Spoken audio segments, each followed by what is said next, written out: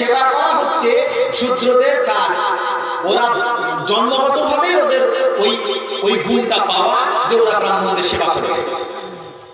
তো ভারতীয় মানে দ্বিতীয় শ্রেণীর যারা নাগরিক হবে তারা কি করবে? প্রথম শ্রেণীর নাগরিকদের সেবা করবে। আমরা মানতে পারবো? হ্যাঁ, যারা মানতে পারবেন ভাই হাত তুলে। একটাও নেই। প্রথম শর্ত কি বলেছি আমি? যদি ভারতে থাকতে চায় মুসলমানরা, তিনটে ওদের বাঞ্চ অফ থট, যেটা ওদের যে মেন বই, কোরআনের মধ্যে মূল্য দেয় যে বইটাকে ওরা, সেই বইটার নাম বাঞ্চ অফ থট। এই বইয়ে এক মুসলমানদের জন্য তিনটি শর্ত দিয়েছে। এক নম্বর শর্ত কি বললাম? ভারতীয় কালচার গ্রহণ করতে, ইসলামিক কালচারকে ছেড়ে দিতে হবে। আপনার টুপি পরার দরকার নাই, আপনি মাথায় একটা টিকি ঝুলিয়ে দেন, আর গায়ে পাঞ্জাবি পরার দরকার নাই, আপনি কোলতে ঝুলিয়ে দেন। ইসলামিক কালচার রাখা যাবে না। দ্বিতীয় নম্বর শর্ত কি বললাম? দ্বিতীয় শ্রেণীর নাগরিক হয়ে থাকতে হবে। এই দুটো যদি আপনি না পারেন, মানে ভারতীয় কালচার গ্রহণ করতে পারলেন না, প্লাস দ্বিতীয় শ্রেণীর নাগরিক হয়ে থাকতে আপনি রাজি না, তাহলে আপনার জন্য দুটো অপশন কি, হয় পাকিস্তান, না হলে আবার বলুন পাকিস্তান, না হলে কোনটা মানবেন? ये भाई আমি কি কল্পনা করছি? হ্যাঁ, ये বাস্তব, ये হতে চলেছে, হচ্ছে। আমরা মুসলিম সমাজ, মুসলিম ইন্টেলেকচুয়ালস যারা আছে, মুসলিম বুদ্ধিজীবী আর যারা আছে, তারা যদি এই বিষয়টাকে এখনই গুরুত্ব না দেয়, তাহলে ফিউচার যে ভবিষ্যৎ আসছে সেটা আরো বেশি ভয়ানক আসছে। সেই দিন আমাদের আর কিছুই করার থাকবে না। পরিবেশ এখনো কন্ট্রোলের মধ্যে আছে, পরিবেশ তখন আউট অফ কন্ট্রোল হয়ে যাবে, তখন আপনি কিছুই করতে পারবেন না। আর আমরা যদি আমাদের পরিবর্তন না করি, আল্লাহ তাআলা আমাদের পরিবর্তন করবে না। কোরআনের আয়াত সূরা আয়াত নাম্বার 11, আল্লাহ বলেন ইন্নাল্লাহা লা ইউগাইয়িরু মা বিকওমিন হাত্তা ইউগাইয়িরু মা বিআনফুসিহিম। আমি ততক্ষণ পর্যন্ত ওই জাতি, ওই কমিউনিটির কোনো পরিবর্তন করি না যতক্ষণ না সে জাতি, সেই কমিউনিটি নিজে তার পরিবর্তনের চেষ্টা না করে। আল্লাহ আমাদের পরিবর্তন করে দেবে। হ্যাঁ, দোয়া করলে এ আল্লাহ রাব্বুল আলামিন তুমি আমাদেরকে বাঁচিয়ে নাও, সম্ভব? এ ভাই, যেদিন 1992 6 ডিসেম্বর অযোধ্যায় বাবরি মসজিদকে শহীদ করা হয়, সেই দিন ভারতের মুসলমানরা আল্লাহর কাছে দোয়া করেনি, আল্লাহ তুমি আমাদের মসজিদকে রক্ষা করে দাও বলে? করেছে না করেনি? মসজিদ রক্ষা হয়েছে। যখন আরাকানের মুসলমানদেরকে মারে, মায়ানমারের মুসলমানদেরকে মারে, সেই সময় ভারতের মুসলমানরা, আরাকানের মুসলমানরা, গোটা পৃথিবীর মুসলমানরা আল্লাহর কাছে দোয়া করেছে না করেনি? ভাই আমি বেঈমান, আমার ঈমান নাই, আমার দোয়া ভাই কবুল হলো না, গোটা পৃথিবীর মুসলমানরা বেঈমান। হ্যাঁ,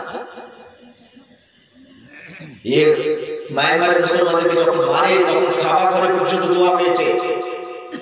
কিছু কিছু দোয়া হাদিস শরীফের মধ্যে এসেছে যে আল্লাহ বরদাস্ত করে না, সঙ্গে সঙ্গে কবুল করে না। কি? তার মধ্যে অন্যতম একটা দোয়া হচ্ছে কাবা গিয়ে দোয়া করা। তারপরেও কেন বাঁচলো না? কেননা কোরআন বিরোধী যখন দোয়া হবে, তখন সে দোয়া আল্লাহ কবুল করবে? খুব সিম্পল বিষয়। কোরআন বলেছে তোমার পরিবর্তনের জন্য তোমাকে চেষ্টা করতে হবে, তারপরে আমি আল্লাহ তোমাকে সহযোগিতা করব। আর আমরা কোনো চেষ্টা নেই, আল্লাহর কাছে দোয়া করব, আল্লাহ আমাদের সব সমস্যা মিটিয়ে দেবে।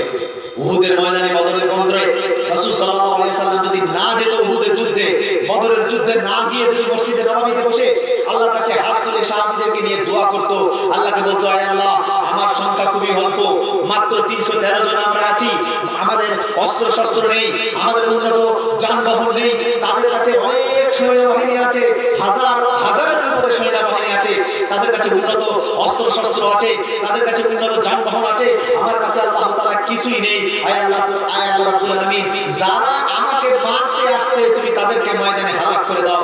আল্লাহ তাআলা এই দোয়া কবুল করতেন না করতেন না? রাসূল সাল্লাল্লাহু আলাইহি ওয়াসাল্লাম এই দোয়া করেছেন। হ্যাঁ, করেছেন? ওইটা রেগেছে। আর আমরা মনে করি দোয়া করে সমস্ত সমস্যার সমাধান হয়ে যাবে। দোয়া সমাধান ঠিক আছে, কিন্তু সমস্ত সমস্যার সমাধান দোয়া নয়। দোয়া তো সমাধানই, কিন্তু দোয়ার পাশাপাশি আরো কিছু কাজ আপনাকে করতে হবে। আপনি আপনার অসুখ হয়েছে, আপনি ওষুধ না খেয়ে দোয়া করবেন? ওষুধ না খেয়ে আল্লাহকে বলেন, আল্লাহ আমার যে কাজ করার ছিল আমি করলাম, আমার আর ক্ষমতা নেই, এবার তোমার ক্ষমতা আল্লাহ তুমি সারিয়ে দাও। আল্লাহ সারিয়ে দেবে। ঠিক বলছি তো? হ্যাঁ, কিন্তু আমরা সম্পূর্ণরূপে উল্টো করি। প্রিয় ইসলাম দরদি মুসলিম ভাই, এদেশ যে জায়গায় যাচ্ছে তাতে প্রথম যে আয়াত আপনাদের সামনে আমি পাঠ করেছি, যে ওয়াতাসিবু বিহাবলিল্লাহি জামিআ ওয়া লা তাফাররাকু, আমরা যদি এই সময় ফারক হয়ে যায়, আমাদের ফারক আমরা কত রকম হয়েছে জানেন? যে সংখ্যাটা মনে হয় গুণে শেষ করা যায়। প্রথম ভাগ হচ্ছে ওরা শিয়া, আমরা সুন্নি। শিয়াদের মধ্যে আবার কত ভাগ আছে? সুন্নিদের মধ্যে যেমন ভাগ আছে, তেমন শিয়াদের মধ্যে আবার ওরকম ভাগ আছে। সুন্নিদের মধ্যে আবার হানাফি, ফরাজি, দেওবন্দি, আহলে হাদিস, বেরেলি, এরকম বহু ফারক আমরা তৈরি করে রেখেছি। কদিন আগেই একজন বক্তা বলে দিল যে আরএসএস এর চেয়ে বেশি ভয়ঙ্কর হচ্ছে আহলে হাদিসরা। আপনারা শুনেছেন কিনা জানি না। বর্তমানে বহুল চর্চিত একজন বক্তা আব্বাস সিদ্দিকী, যার নাম বলেই দিলাম আমি, বলেছেন কি জানেন? যে আরএসএস মুসলমানদের জন্য যতটা ভয়ঙ্কর, ও আরএসএসরা মুসলমানদের জান নিয়েছে, আহলে হাদিসরা তার চেয়ে বেশি ভয়ঙ্কর। কেননা আহলে হাদিসরা ঈমান নিয়ে খেয়েছে। কি বলবেন আপনি? আমাদের কত ফারাক আপনি চিন্তা করুন। এইরকম যদি আমরা নিজেদের মধ্যে ফারাক তৈরি করি, আমরা ধ্বংস হব। পৃথিবীর কোন শক্তি আমাদের করতে পারবে না। পৃথিবীর কোন শক্তি আমাদের করতে পারবে না। এই ফারাক আমাদের দূর করতে হবে। ওনাকে বলবো, ওনার যে বায়ান আছে সেটাকে তুলে নেওয়ার জন্য। কারণ হিন্দু ধর্ম নয় যে ব্রাহ্মণ আছে, পুত্র আছে, বৈশ্য আছে, শূদ্র আছে। আমাদের মধ্যে আমরা একটাই। আমরা কি? আমরা কি? জোর করে বলুন, আমরা কি? সন্দেহ আছে? তো আমাদের মধ্যে আবার ছোট উঁচু জাতি নিচু কি আছে? আমরা ফারাক যদি আমরা তৈরি করি, অচিরেই আমরা ধ্বংসপ্রাপ্ত হব। আমাদের ঘাড়ের উপরে তারা অলরেডি আরএসএস আর বিজেপি তলোয়ার রেখে দিয়েছে। ফলে যদি সত্যি সত্যি ইসলামের জন্য কোনো কিছু করতে হয়, হিউম্যানিটির জন্য কোনো কিছু করতে হয়, মানব জাতির জন্য কোনো কিছু করতে হয়, তাহলে আমাদেরকে এক হতে হবে, মানবতার খাতিরে এক হতে হবে। না হলে এরা দেশটাকে ধ্বংস করে ছাড়বে।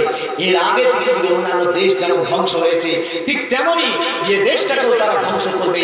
ধ্বংস করার জন্য যা যা করা দরকার সমস্তটাই তারা করছে। ইসলাম এবং মুসলিম এই দুটো শব্দকে উপরে ফেলে দেওয়ার জন্য যা যা করা দরকার সমস্তটাই তারা করছে। কোনো অপরাধ নেই। বড় কোনো নামাজি ছিল না, বড় কোনো আবিদ ইবাদতকারী ছিল না, বড় কোনো মুজাহিদ ছিল না। আপনার ঝাড়খণ্ডের তাবরেজ আনসারী ছিল, কদিন মসজিদে গেছে, কটা জায়গায় যে খুতবা দিয়েছে, কটা জায়গায় যে বক্তৃতা করেছে, কটা জায়গায় ইসলামের জন্য গিয়ে কথা বলেছে, কিচ্ছু ছিল না। নামটা শুধু ছিল তাবরেজ। আপনাদের মামলার প্রথম 2017 যাকে মারা হলো আফরাজুল, জিন্দা জ্বালিয়ে দিয়ে ভিডিও করে দেওয়া হয়েছে। সেই ভিডিও দেখে গা শিউরে উঠেছিল আমাদের, যে একটা মানুষকে এত নির্মম ভাবে কেউ মারতে পারে, এত নির্মম ভাবে কেউ হত্যা করতে পারে। আমি কয়েকটা হাদিস পড়ে আমার মনের মধ্যে এক তৈরি হয়েছিল, যে জিজ্ঞাসা তৈরি হয়েছিল যে এমনটা হতে পারে বলে, যে তপ্ত পানির উপরে সাহাবীকে শুইয়ে দিয়ে নিয়ে যাচ্ছে বেলালকে, অন্য একজন সাহাবীকে লোহার চিরুনি দিয়ে তার মাংসকে টেনে টেনে বার করছে, হাড় থেকে মাংসকে আলাদা করছে লোহার চিরুনি দিয়ে। এটা আমার মনের মধ্যে জিজ্ঞাসা ছিল যে এত নিষ্ঠুর তখন ছিল একজন সাহাবী, ইসলাম কবুল করেছে, ইসলামের জন্য লোহার চিরুনি দিয়ে তার শরীর থেকে মাংস টেনে বার করা হচ্ছে ছিঁড়ে ছিঁড়ে, এত নিষ্ঠুর হতে পারে মানুষ বলে মনের মধ্যে জিজ্ঞাসা ছিল। কিন্তু যখন আফরাজুলকে হত্যা করা হয়, যখন তাবরেজকে হত্যা করা হয়, যখন হাফিজ সুনাইদকে মারা হয়, তখন এই জিজ্ঞাসা দূর হয়ে গেছে যে সত্যি মানুষ কত নিষ্ঠুর হতে পারে। এখন শরীরের লোম খাড়া হয়ে ওঠে গুজরাটের ওই ইতিহাস পড়লে। গুজরাটে 2002-এর ছোট্ট একটা জায়গাতে, এক কাঠামোর জায়গাতে তারা খাদ করেছিল। খাদ করার পরে ওই খাদে 1 লরি কাঠ, শুকনো কাঠ ওই খাদে ঢেলে দিয়েছিল। ঢেলে দেওয়ার পরে ওই কাঠে আগুন দিয়েছে সন্ধ্যাবেলায়, সারা রাত ওই কাঠ জ্বলেছে, সকালবেলায় কাঠগুলো অন্ধকার হয়ে গেছিল।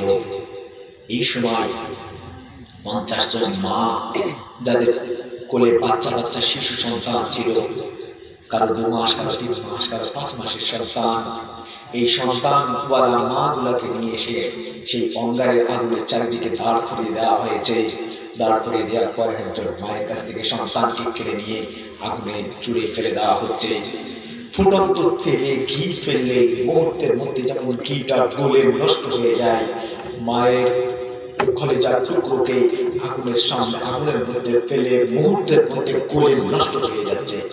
যে মা চিৎকার করে বলছে জীবন চলে গেলে চলে যাবে, আমার সন্তানকে তোমাকে দেব না, সেই সব মাকে 1 নয় 2 নয় 10 জন বলাৎকার করে ধর্ষণ করে পৃথিবীর মুখ থেকে বিদায় করছে।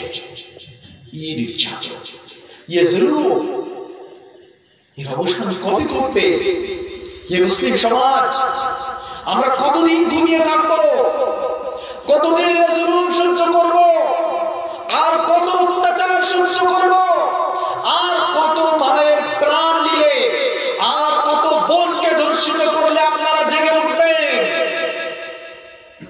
আর কত মায়ের কোল খালি হলে আপনারা জাগবেন এবং বলবেন যে না, সত্যি এখানে জুলুম চলছে আমাদের উপরে, আমাদের এখনো সময় হয়েছে আমাদের সামনে আসা এবং প্রতিবাদ করা, জুলুমের অবসান ঘটানো। ফেরাউন যখন পৃথিবীতে এসেছিল, জুলুম করেছিল, ফেরাউনের অবসান ঘটে গেছে মূসার দ্বারাতে। সেই যখন রাসূলের জামানায় উতবা, সাইবা, আবু লাহাব, আবু জাহেল এসেছিল পৃথিবীতে জুলুম করতে, তাদের অবসান ঘটেছে রাসূলের মাধ্যমে। আজকে যে জুলুমবাজি চলছে, আরএসএস, বিজেপি, যে দেশের প্রত্যেকটা কোণায় কোণায় মুসলিম সমাজকে যে অত্যাচারের স্টিম রোলার চালাচ্ছে, এর অবসান কবে ঘটবে? আর কি পৃথিবীতে কোন নবী আসবে?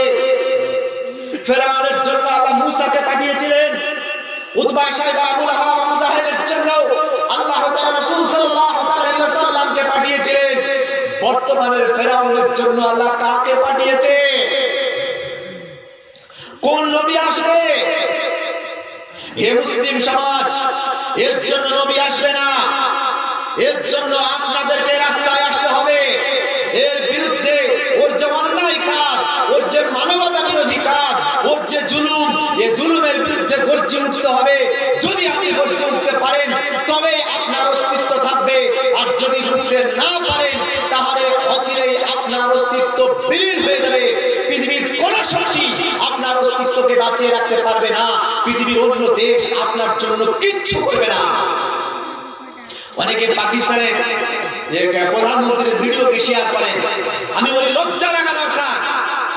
পাকিস্তানের প্রধানমন্ত্রীর ভিডিও আমার জন্য কোনো কাজের নয়, আমাকে বাঁচার জন্য, আমাকে আমার অধিকার পাওয়ার জন্য এখানেই সমস্ত কিছু করতে হবে। ফলে আজকে যে ফ্যাসিবাদী শক্তি আরএসএস আর বিজেপিকে রুখার জন্য যা করা দরকার সমস্তটাই করতে হবে। রাজি আছেন? রাজি আছেন? হাত তুলছেন না মানে রাজি নাই? যারা আপনাদের মধ্যে বুদ্ধিজীবী আছে, যারা জ্ঞানী মানুষ আছে, তারা আপনারা সবাই একসঙ্গে বসুন ভাই। এখানে বৈষ্ণবনগরে বিজেপি 1 নম্বরে আছে। কে বিজেপিকে লড়াই দিতে পারবে তাকে সাপোর্ট দেবে। আমি কোন একটা দলের নাম বলতে চাই না, কারণ পরে প্রশ্ন আসবে যে ও ইসলামিক লোক আবার কেন একটা দলের নাম বলে দিল? বলবে না বলবে না? আমাদের লোকরাই বলবে ভাই, বাইরের লোক বলবে না। বিজেপিকে রোখার জন্য যা করা দরকার করবেন। হ্যাঁ, প্রশ্ন তো বিজেপিকে হারাতে হবে। হারাবো ইনশাআল্লাহ। হ্যাঁ ইনশাআল্লাহ। রেজাল্টের দিন যেন বুঝতে পারি যে একটা বক্তৃতা দিয়েছিলাম তার জন্য কাজ হয়েছে বলে হবে ইনশাআল্লাহ। 2-3 জায়গায় যেন ভোট কনভার্ট না হয়, 2 জায়গায় বা 3 জায়গায় মুসলিম ভোট যেন ভাগ না হয়, ঠিক আছে? হবে, যেখানেই হবে যেন এক জায়গায়। আপনারা বসে থাকেন, আমি বলবো, ঠিক আছে? ইয়ে কোরআনের আয়াত যে পাঠ করেছিলাম, ওয়া তাসিবু বিহাবিল্লাহি জামিয়া ওয়ালা তাফাররাকু, ইয়ে জামিয়া আমাদেরকে একত্রিত হওয়া খুব জরুরি। পাশাপাশি আরেকটা কাজ খুব বেশি জরুরি, সেটা আপনাদেরকে শুধু টাচ করব। আরেকটা বিষয় আমি আপনাদেরকে শুধু টাচ করব, সেটা হচ্ছে আমাদের মধ্যে এডুকেশন, শিক্ষার বিষয়টা খুব গুরুত্ব দিয়ে দিতে হবে। পৃথিবীতে যত হুকুম এসেছে আল্লাহ কোরআন মাজিদে, আল্লাহ তাআলা কোরআন মাজিদকে আমাদের জন্য হুকুম, তো তাই তো হুকুম, এই যত হুকুম আল্লাহ তাআলার পক্ষ থেকে কোরআন মাজিদে এসেছে তার সর্বপ্রথম হুকুমটা কি জানেন? হ্যাঁ, ইকরা বিসমি রাব্বিকাল্লাযী খালাক, পড়ো তুমি তোমার রবের নামে। সর্বপ্রথম আল্লাহ পৃথিবীতে কি সৃষ্টি করেছেন বলেন তো? হ্যাঁ, সর্বপ্রথম আল্লাহ সৃষ্টি করলেন কলম, আর সর্বপ্রথম পৃথিবীতে হুকুম পাঠালেন কি? পড়ো। আমরা বলি না লেখাপড়া করলো না, কলম মানে লিখতে হবে, আর ইকরা মানে পড়তে হবে। দুঃখ এবং পরিতাপের বিষয় হচ্ছে মুসলমানরা এই দুটো বিষয়কে বাদ দিয়ে বাকি সবগুলো মানার চেষ্টা করে। পড়বে না, যা করা দরকার করবে, পড়বে না। পড়ার কোনো বয়স নেই, সব বয়সে পড়া। এই যে বাচ্চা ছেলেগুলো আজকে জালসা শুনছে, এই জালসা শুনে কোনো লাভ আছে না? হ্যাঁ, এই বাচ্চাটার পিতামাতা আছে নিশ্চয়, ওর বাবা মার খোঁজ, ওর পিতামাতার খোঁজ নেই কেন? যে আমার বাচ্চা কোথায় আছে বলে। কেন খোঁজ নেই? আমাদের সমাজ ডেভেলপমেন্ট, আমাদের সমাজ উন্নতি হবে? সারা জীবন জালসা শুনে কোনো লাভ হবে যদি আপনার ছেলেটা মূর্খ হয়ে থাকে? হ্যাঁ, সাদকায়ে জারিয়া হিসাবে যে নেকি আপনার কবরে পৌঁছাবে, তার মধ্যে একটা উত্তম সাদকা কি বলা হয়েছে? যে আপনাকে সঠিক সন্তান তৈরি করতে হবে, যে সন্তান আপনার মৃত্যুর পরে আপনার জন্য দোয়া করবে। আপনার ছেলে পড়াশোনা করলো না, শিক্ষিত হলো না, তো আপনার ছেলে আপনার জন্য দোয়া করবে? হ্যাঁ ভাই, যে ছেলেটা আজকে ধুলো মাটি নিয়ে খেলছে, এই ছেলেটা আগামীতে দেশের রাষ্ট্রপতি হবে না, প্রধানমন্ত্রী হবে না, বা কোনো বিজ্ঞানী হবে না। এটা আপনি কি করে জানলেন আপনার ছেলেটাকে নিয়ে? হ্যাঁ, আমাদের জানার কোনো মাধ্যম আছে কি ভাই? যখন আজকের প্রধানমন্ত্রী নরেন্দ্র মোদী, কিছুদিন আগেও আমাদের এখানে রাষ্ট্রপতি মারা গেছেন প্রণব মুখার্জি, তাই না? প্রণব মুখার্জির মা যখন প্রণব মুখার্জিকে জন্ম দেয়, প্রণব মুখার্জি আর মার কোলে হেগে পড়েছে না বলেনি? হ্যাঁ, পায়খানা ফিরেছে না ফিরেনি? নাকে ফুটা পড়েছে না পড়েনি? ও প্রণব মুখার্জির মা জানতো যে আমার এই বেটা প্রধানমন্ত্রী, রাষ্ট্রপতি হবে? মোদীর মা সেই সময় জানতো যখন বাচ্চা হয় যে আমার ছেলে প্রধানমন্ত্রী হবে বলে? আপনি কি করে জানলেন যে ছেলেটা আজকে ধুলো নিয়ে খেলছে, যে ছেলেটা আজকে মাটি নিয়ে খেলছে, সে প্রধানমন্ত্রী হবে না, সে রাষ্ট্রপতি হবে না? জাকির নায়েকের মা কি জানতো যে জাকির নায়েক একদিন গোটা পৃথিবী জুড়ে ইসলামিক স্কলার হবে, গোটা পৃথিবীতে ইসলামকে প্রচার করবেন? জানতেন? জাকির নায়েকের মা যদি জাকির নায়েককে বাচ্চা কালে পড়া না পড়াতো, তাহলে জাকির নায়েক হতো না। প্রত্যেক মা তার সন্তানের ভবিষ্যৎ তৈরি করে। সেই জন্য যে সমস্ত পিতারা আছেন, এই যে সমস্ত মায়েরা দূরে আছেন, ইসলামের প্রথম হুকুম হচ্ছে ইকরা বিসমি রাব্বিকাল্লাযী খালাক, পড়ো তুমি তোমার রবের নামে। পড়তে হবে আপনাকে। আপনি যদি না পড়েন তাহলে আপনি পিছিয়ে পড়বেন। ফলে জলসা আপনার যত বেশি গুরুত্ব, তার চেয়ে অনেক অনেক গুণ বেশি গুরুত্ব হচ্ছে আপনাকে ইসলাম নিয়ে স্টাডি করতে হবে, আপনাকে পড়াশোনা করতে হবে।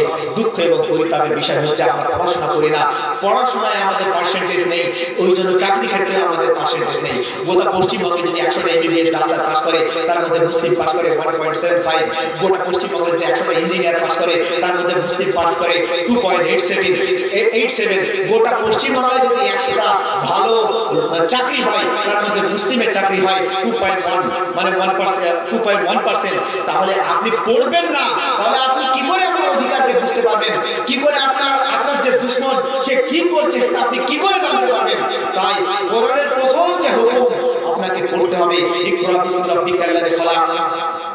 যে আপনি যদি না পড়েন তাহলে আপনার যে ফিউচার সেটা কোনদিন গড়ে উঠতে পারে না। দুঃখ এবং পরিতাপের বিষয় হচ্ছে আমরা পড়াশোনার জায়গাটায় সবচেয়ে বেশি পিছিয়ে। আমরা পড়তে চাই না, আমরা শুনতেও চাই না, আমরা দেখতেও চাই না, আমরা অলসতার মধ্যে দিয়ে জীবন অতিবাহিত করে দিই। যে জাতি গোটা পৃথিবীর মধ্যে সর্বশ্রেষ্ঠ জাতি হবে, সেই জাতি আজকে গোটা পৃথিবীর লোকের কাছে মার খাচ্ছে। যে জাতি একসময় গোটা পৃথিবীকে নেতৃত্ব দিয়েছে, সেই জাতি আজকে পৃথিবীর ডোম চাল হোক গুন্ডা ছোটখাটো মানুষের কাছেও আজকে মার খাচ্ছে।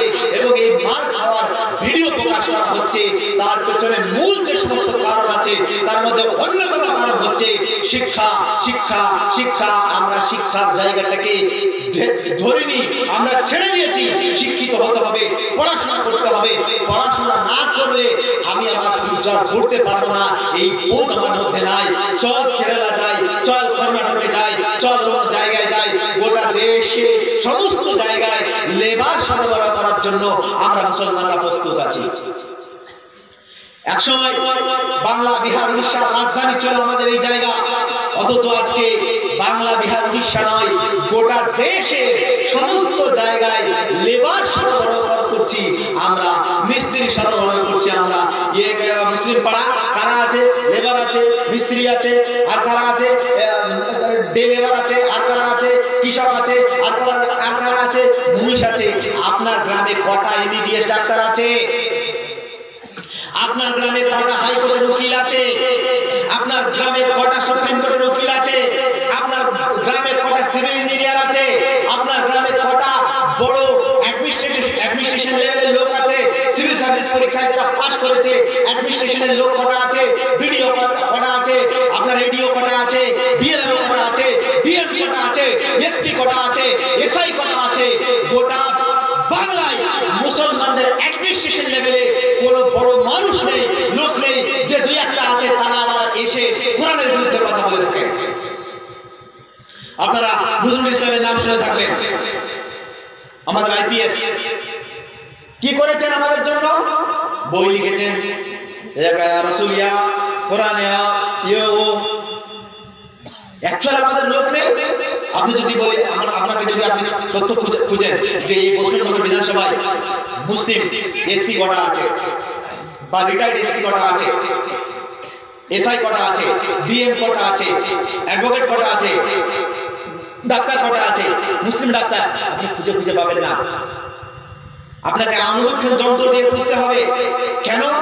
তারাও দেশে বাস করে, তাদের প্রত্যেক গ্রামে ডাক্তার আছে, তাদের প্রত্যেক গ্রামে মাস্টার আছে, তাদের প্রত্যেক গ্রামে এমবিবিএস লোক আছে, তাদের প্রত্যেক গ্রামে অ্যাডভোকেট আছে। আমাদের গ্রামে কেন নেই? ভাই, যেমন আমরা মাদ্রাসা তৈরি করেছি মৌলভী সাহেব তৈরি করার জন্য, ঠিক তেমনই অ্যাডভোকেট তৈরি করার জন্য আপনাকে মাদ্রাসাকে দান করে, যেমন আপনি শিশুদেরকে মাদ্রাসা কোরআন শিক্ষা দিচ্ছেন, তেমনই আপনাকে ল শিক্ষা দিতে হবে। অ্যাডভোকেট তৈরি করে ল শিখাতে হবে।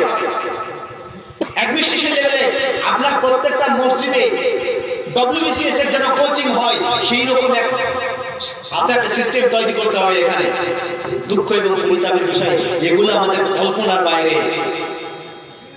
একটা এলাকায়, একটা গ্রামে, একটা জলসা বা একটা অঞ্চলে যদি একটা ডব্লিউবিসিএস এর কোচিং দেওয়ার জন্য মুসলিমদের নিজস্ব পরিচালিত সেন্টার গোটা বাংলায়, গ্রাম তো দূরের কথা, গোটা বাংলায় নেই, কে তৈরি করবে? কি করে আপনার ডেভেলপমেন্ট হবে?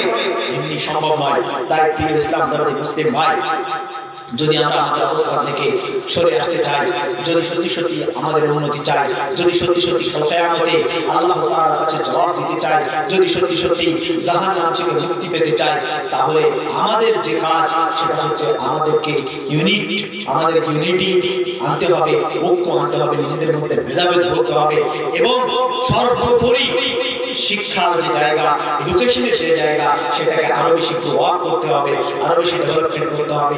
যদি আমরা ডেভেলপমেন্ট না করতে পারি তাহলে আমাদের সেই জায়গা তৈরি হবে না।